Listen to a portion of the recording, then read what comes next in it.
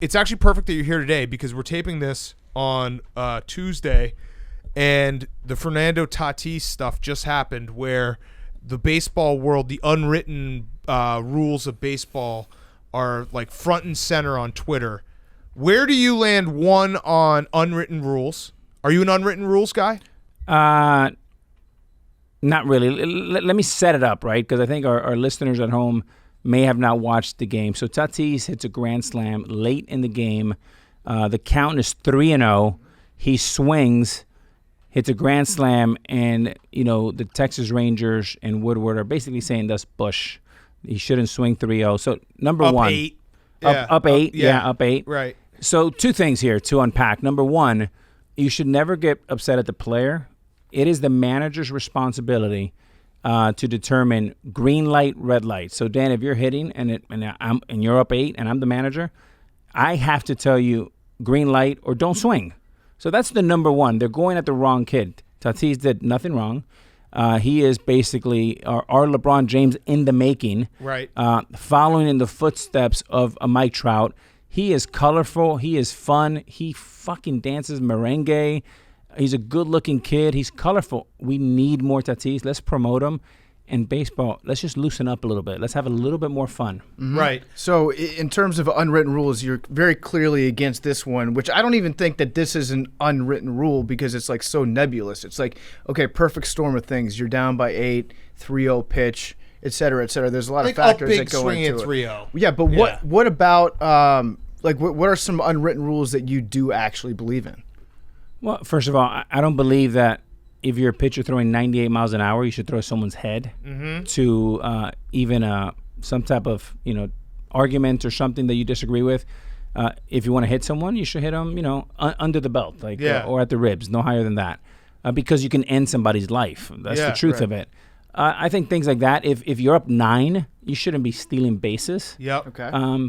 But guys, in basketball, if you're up 20, if you want to shoot a 3, go for it. Right. Belichick and Brady, if they're up 25, they'll go deep and they don't care. You know what you don't do? Load the bases or That's right. get into a 3-0 count. That's right. Like I've always, you could say maybe it's not great sportsmanship, but it's not little league. It's professional hardball. sports. It's hardball, not softball. There's no sportsmanship in professional sports. I love Tatis. This kid, you guys got to watch him. Tatis is a stud. What's the alternative? Like just strike out? Just Right. go up there and strike out on or not purpose? swing, I guess. But like, what the?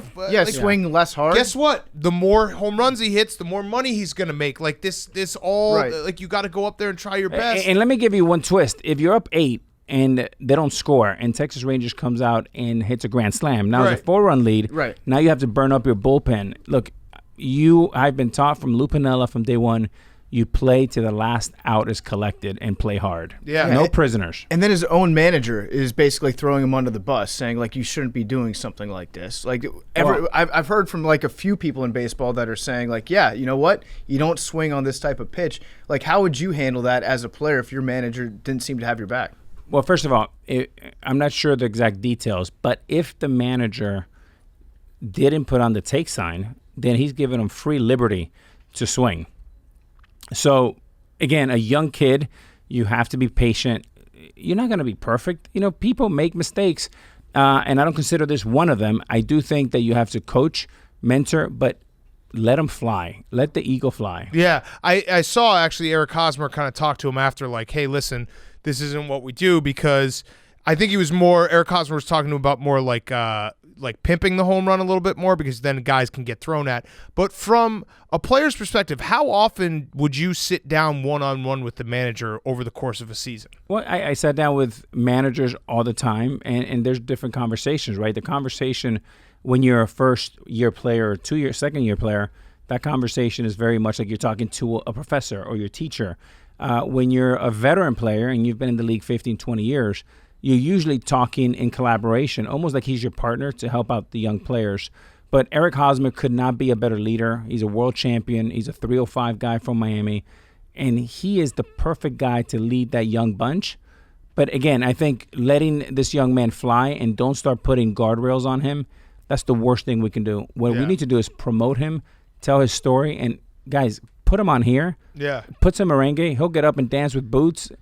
Check out his Instagram. I'm so excited because we finally get a glimpse of what baseball could be, and I love it. Another unwritten rule question. What about stepping on a pitcher's mound? Dallas Braden. What about if it's a certain podcaster Yeah. that might work as a coworker of ours, and You know what? encroach on his territory? First of all, I love Braden because he was a great competitor. His stuff was. That's what you say when someone sucks. I like that. No, Yeah, like Dallas Braden really tried hard. Dallas, he got the most out of his talent, Big Cat. He did. He right, did. right. Look, was he Randy Johnson? No, but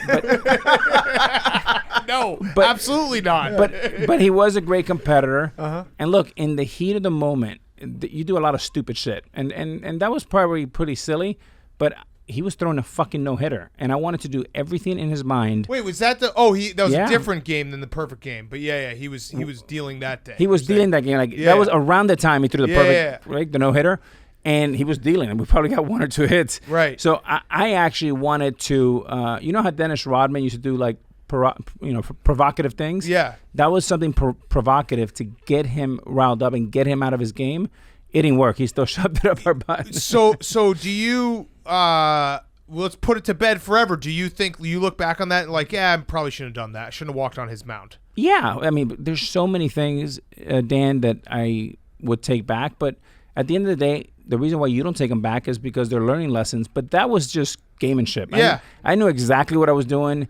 I thought it would work. It didn't work because he kept pitching. And it did work in that I love Dallas. He's very, very funny, very, very talented, and he's also passionate. So knowing Loves Dallas, baseball. how I know him, like you can get a rise out of him, and he will be passionate, which is actually a great thing because you need more of that in sports. Absolutely. But by the way, you should have the ability to express yourself. That's how I wanted to express myself at the time. It was an unwritten rule, but at the time I said, fuck it. We want to win this game, and if I can get this guy thinking about me and not the other 8 hitters, then that's a win. I'll take that.